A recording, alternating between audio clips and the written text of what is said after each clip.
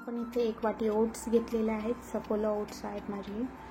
ते आपण 3 ते 4 तास भिजत घालणार आहोत। व्यवस्थित धुवून घ्यायचे आहे ते आणि भिजत ठेवायचे आहेत 3 ते 4 तास। तर ते पाणी काढून घ्यायचं आहे। इथे आपण उडीद डाळ घेतलेली आहे, व्यवस्थित भाजून घ्यायची आहे। 1 वाटी घेतलेली आहे आणि इथे चणा डाळ घेतली आहे, ती पण काही मी भाजून घेते। इथे आपण चटणी बनवण्यासाठी 1 चम्मच उडीद डाळ घेतली आहे, 1 चम्मच चणा डाळ घेतली आहे, म्हणजे हरभरा डाळ घेतली आहे। व्यवस्थित भाजून घेणार आहोत। खोबऱ्याचा कीस घेणार आहोत, तोही आपण भाजून घेणार आहोत लालसर। यामध्ये तुम्ही अद्रकही घालू शकता। हे व्यवस्थित भाजून घ्यायचं आहे। थोडेसे लालसर भाजल्यानंतर इथे लाल मिरची टाकायची आहे, 1 घ्या किंवा तुम्हाला जेवढे तिखट करायचे तेवढे घ्या। इथे मी पहिली जी काही भाजून घेतलेली होती 1 वाटी उडीद डाळ, त्याची मी बारीक पेस्ट केली, पावडर करून घेतली मिक्सरमध्ये। आणि हे काही आपलं चटणीसाठी बनवण्याचं मिश्रण जे काही आपण हे केले भाजून घेतले ते पण मी इथे मिक्सरवर बारीक करणारे गार झाल्यावर अशा प्रकारे आपण ते बारीक करून घेतलेलं आहे मिक्सरवर। इथे ओट्स पूर्ण भिजून झाल्यानंतर आपण ते व्यवस्थित मिक्सरवर बारीक करणार आहोत। त्या ओट्समध्येच आपण इथे 1 हिरवी मिरची घालणार आहोत, अद्रक तुकडे घेणार आहोत, 1 हिरवी मिरची आणि बारीक कापलेला 1 कांदा घेतलेला आहे।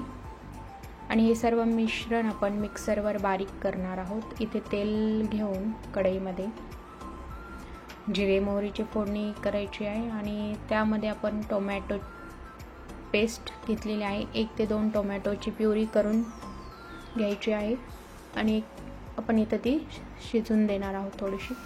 तुम्हाला जर कलर हवा असेल चटणीसाठी तर तुम्ही लाल काश्मीरी मिरची वापरू शकता। इथे थोडंसं लाल तिखट वापरले कारण आपण यामध्ये हिरवी मिरची ॲड केलेली आहे आधी तिखटसाठी, त्यानुसार आपण तिखट ॲड करायचं आहे याच्यामध्ये।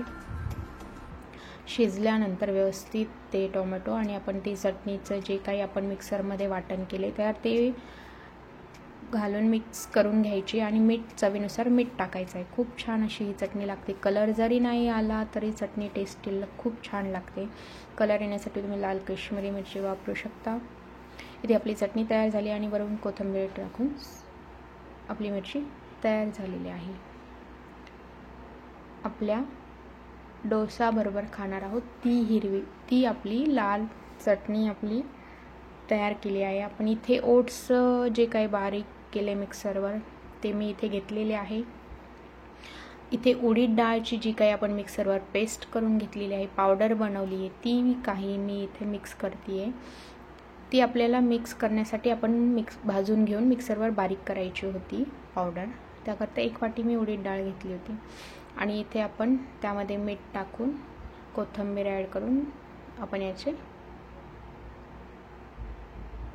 डोसे बनवणार आहोत। ओट्स डोसा बनवू शकता तुम्ही किंवा असा प्लेन डोसाही बनवू शकता। तुम्ही पाहू शकता खूप छान असा आपला डोसा तयार होतो, जाळीदार नाही, यामध्ये ना सोडा इनो काही घातलेला आहे। खूप सुंदर असा आणि टेस्टही खूप छान लागते। वेगवेगळ्या प्रकारचे नवीन डोसे आपण रेसिपी ट्राय करू शकतो।